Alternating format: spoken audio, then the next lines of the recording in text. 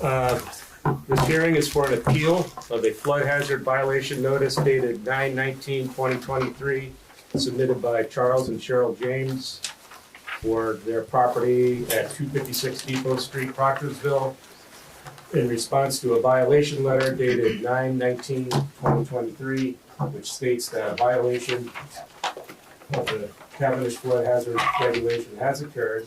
The violation is in reference to section 6-C. The warning was posted October 20th, 2023 on the town's website, town's posting board, and published in the Vermont Journal the week of October 23rd. So how we're gonna handle this meeting, we're gonna, we'll hear testimony from the Jameses first.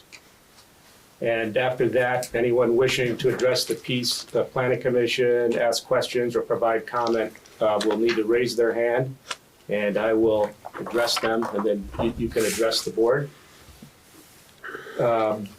So what I'll do now is swear anybody in who wants to speak. Okay, raise your right hand. Okay. All right. Do you solemnly swear the evidence that you shall give relative to the cause now under consideration shall be the whole truth and nothing but the truth, so help you God? Okay. So we'll hear from the Jameses first. If you want to give us kind of chronology of what happened that day. Okay, the floor is yours, sir. Okay, I'm Charles James, and I'm the resident on 265 Depot Street here that did the appeal on the violations. And just so I'll start off with, this is all due to the flood.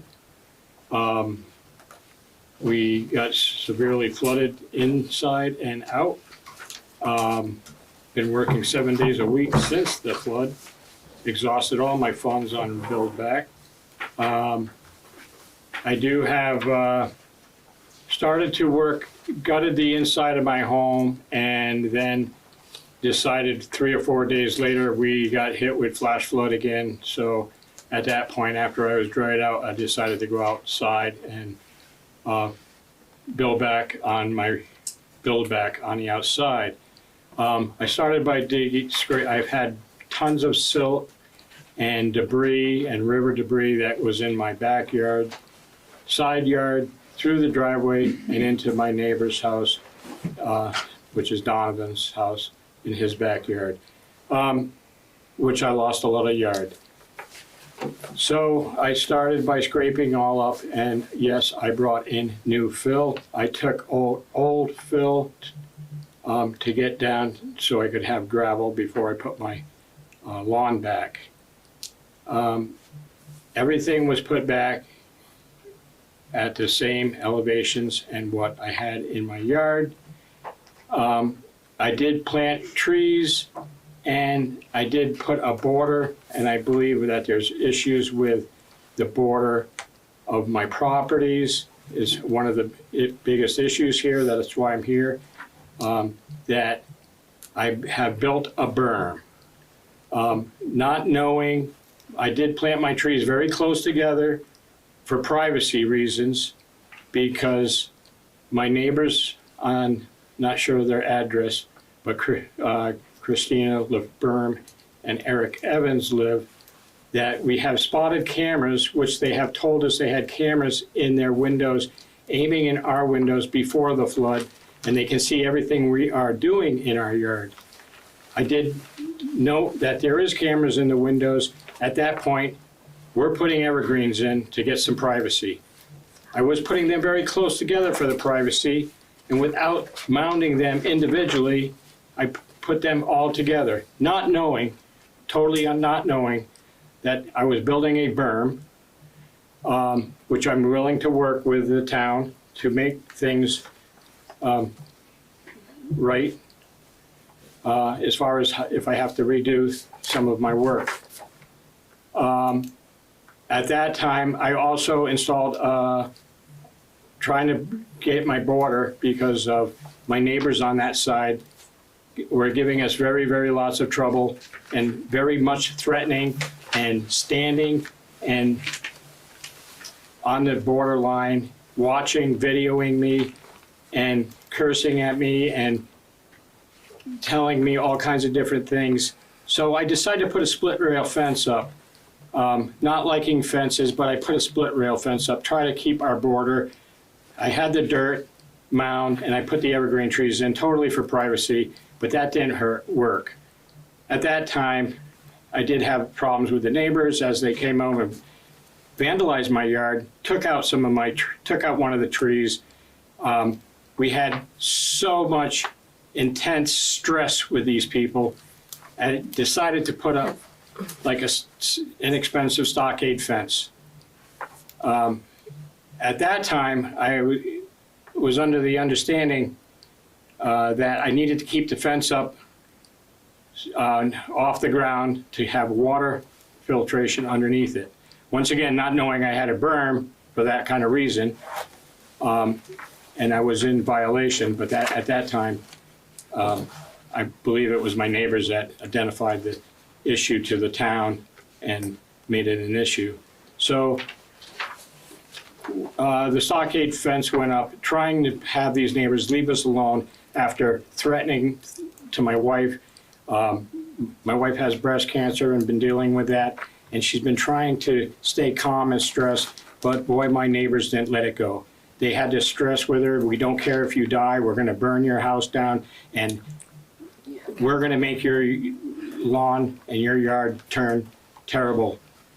I'm gonna end it at that, but I'm here willing to work with the town on how to resolve the issue with the berm. Now I'm very much understanding the limitations of flood restrictions and zoning with the town that I never knew about, because all this time I've lived there for 30 years, that I realized there's no zoning. So I didn't realize I had to research things like this, but now I do, so I'm here to resolve the issue. All right, thank you. Okay, I think we should hear from the Evanses. Did you distribute this to the Jameses? No. They need a copy. Okay. I have a way to do so. Okay.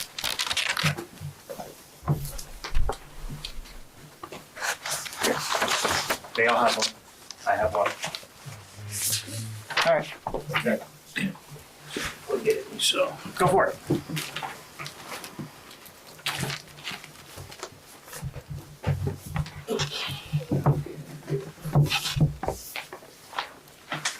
Okay. I will go yeah, first. Yep, I'll go first, and then my husband's gonna, I just wanted to say, I have something I wanted to say, if that's okay. Sure. Yeah.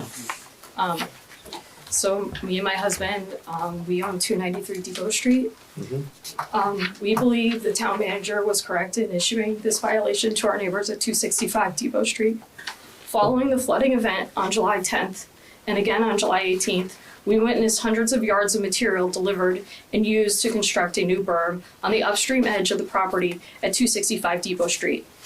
The material was also used to add additional height to the existing berm along the brook behind their home to fill in the property, raising the entire grade several feet. As the neighbor immediately upstream, we believe this poses a significant flood hazard to our home and is in violation of the town flood management plan. The James's appeal of the violation argues that the trees planted will help stabilize the bank.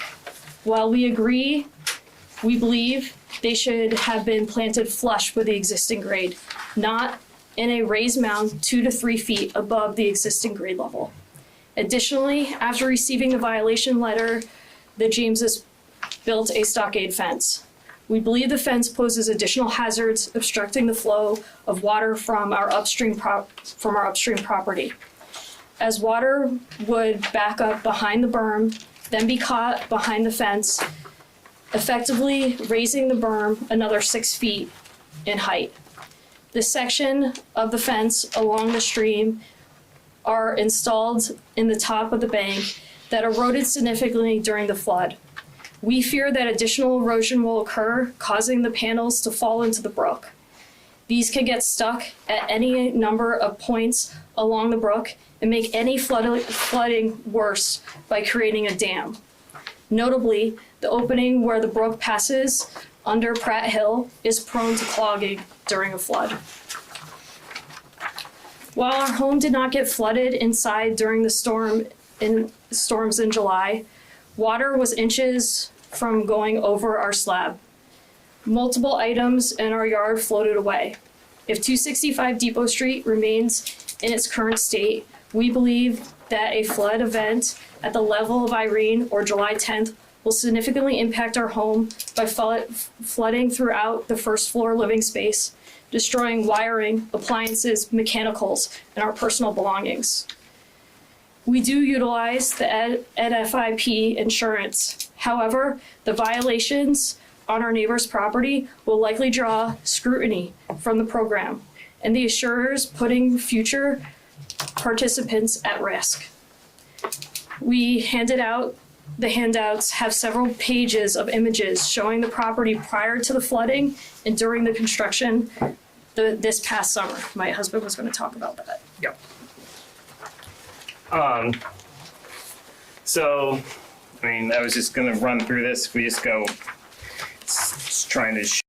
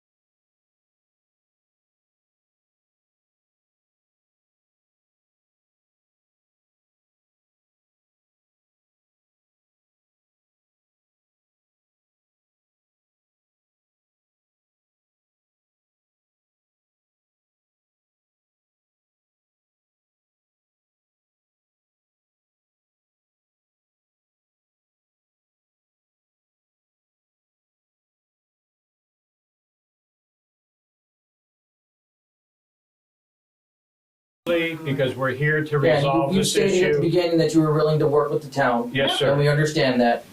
So again, so our issues are, If you guys the- can give me a certain amount of time maybe to remove it,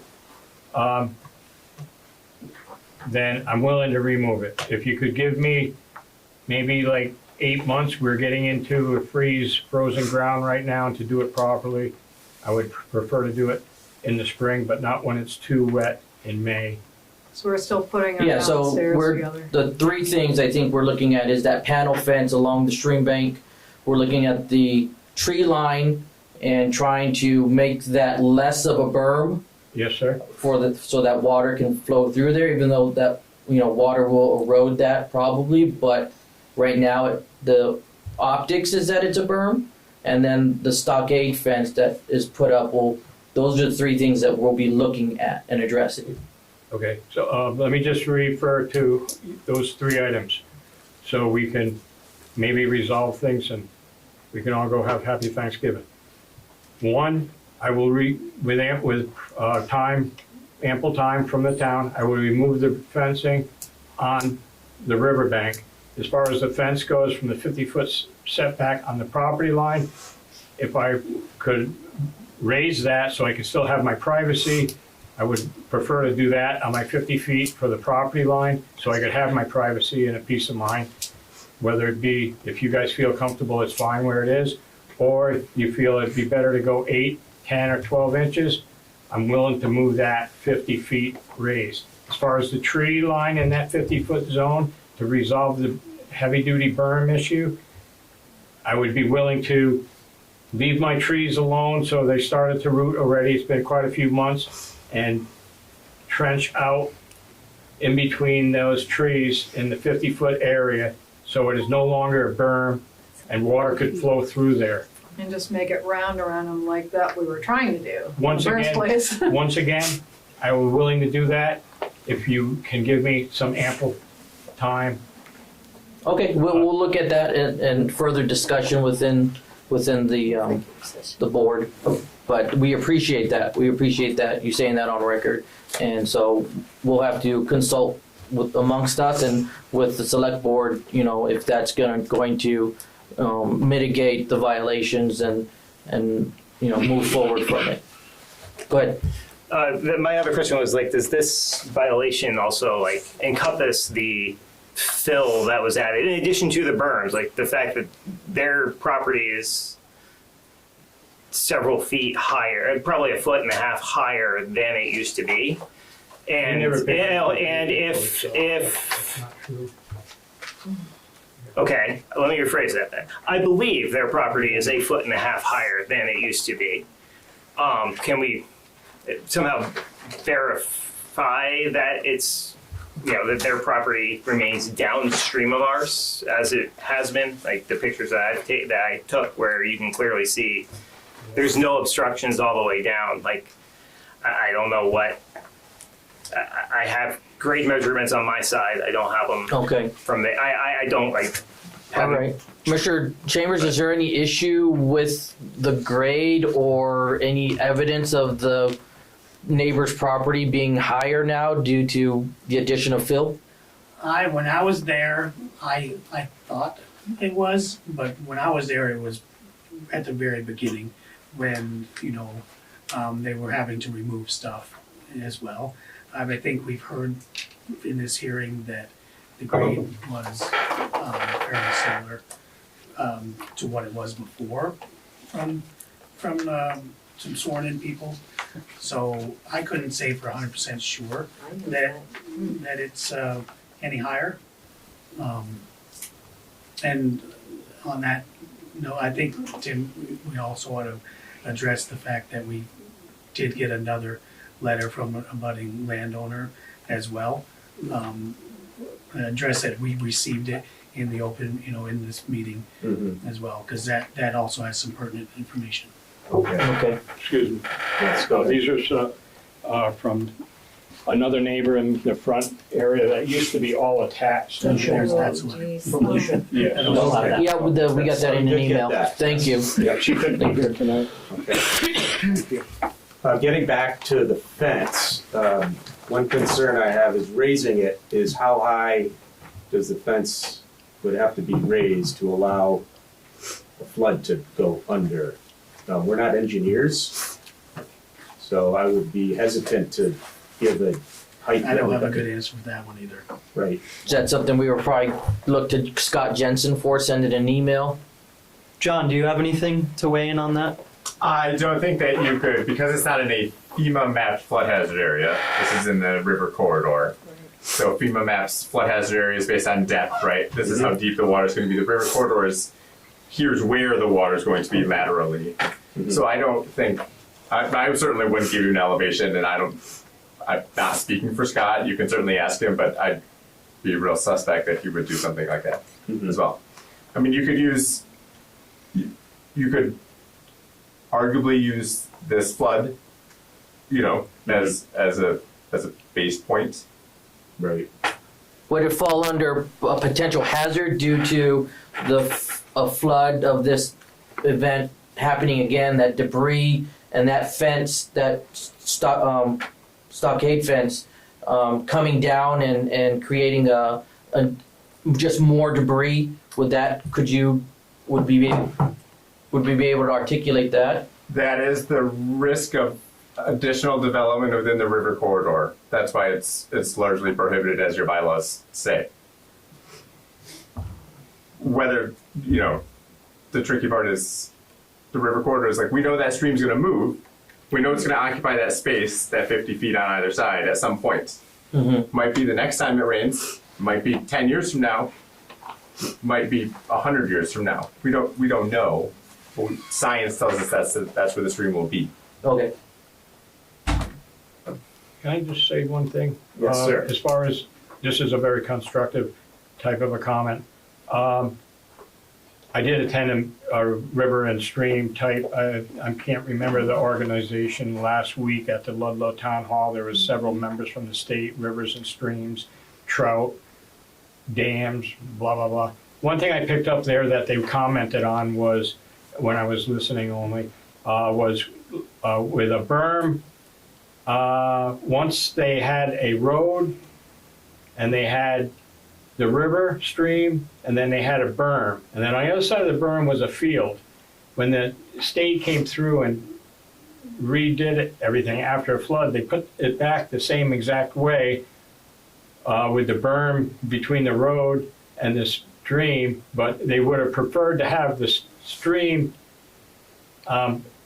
they would have rather have the berm between the road and the stream and let the spillway go over on the field, which makes a lot of sense as far as my property, where whatever is there towards my house is there, but the woods and all that area and where it did spill away in there, as you could see after the flood, there was silt in the woods for 50 feet, which acts as a spillway pretty much for the backup. I mean, it's just a constructive type of a statement for all of us to gather on while we're here, if you know what I'm saying. I mean, I'm not very good at it, but. Yeah, because if you look at the brook, when it flows, it kind of channels in towards our house. And then, like Christina's property goes flat in the back, and then it comes around the corner, and then it comes in the corner of where the fence is, like this.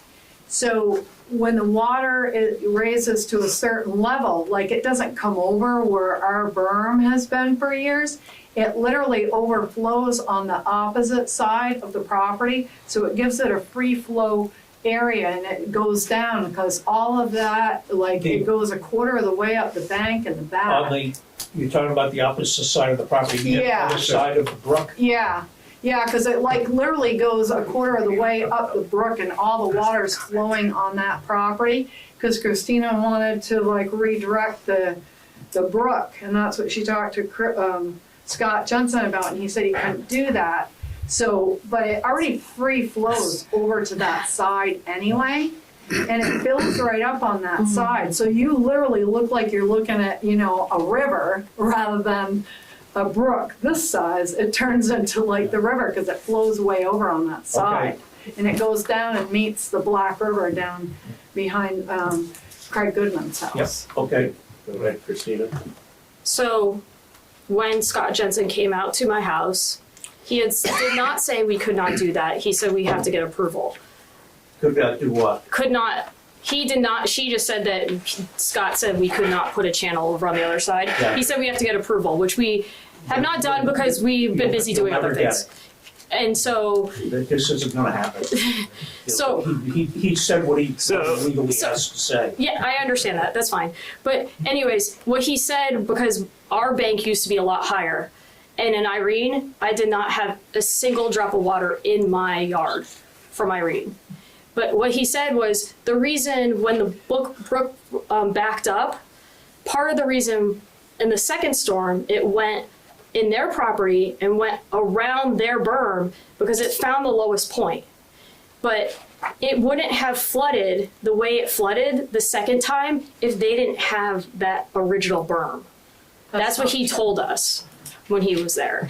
So, Okay, how high was the water? Like, what was the depth of the flood at its peak from the ground up? You have like an estimate? Give me a second, actually. And what do you mean by that? After Well, like, the how water deep was flood? the water, like, during the peak flood? On the Like, peak was it like flood, a it was foot up, to it was up be above my knees. above so your on my knees? property, it wasn't because my slab is only about this high. So it didn't go, it got to the edge of my slab, but not inside my house. So it could have only been this high. But it also, like I said in what I wrote, is it also went up on the banks higher up. So the property next to us, which his bank is even higher, it came up over that and around up my driveway and around my house and around into the James's property. So it didn't just go up my bank, it went up my neighbor's bank because the river kept backing up. Which because neighbor? the neighbor next to us, Upstream, to 315? 315, Temple. Temple. Okay. Yeah. So So it went up there, it went up his bank too, because he has like tons and tons of silt on the other side of that stockade The Black fence. River was full, so everything backed up. Right. So I just want to add to Christina's, like in the back by our house with the picture I gave you where it, dug out around our house right there. In the back, it was like up my knees. So, but in the front and on the side, you could walk out and it was only up, just past your ankles in the front of the house. So it had two different levels. In the back level, it was really deep, but it was raging back through there. When it finally cut loose around 2:00. But before that, we didn't think like it was gonna get bad. And that's why I was sending those guys the videos, because at first I thought, oh, we're in the free and clear, and then all of a sudden it hit like around a little after Yeah. 2:00, I think. But my property didn't get flooded till after 4. So it has a timestamp on those pictures. It says 4 something on it. 403? Yeah, 403. Yeah. Yeah, it was So- sometime between 3:30 and 4 that we could see it, I remember. But Yeah. the timing's not relevant. But Well, ours was really Yeah. flooded, but theirs hadn't flooded like all through their property yet. But ours did, because it came in that little corner right there where the fence is. So it kind of just raged through there. And then when ours filled up, then Christina's was like filling up. You know what I mean? It was kind of like backwards.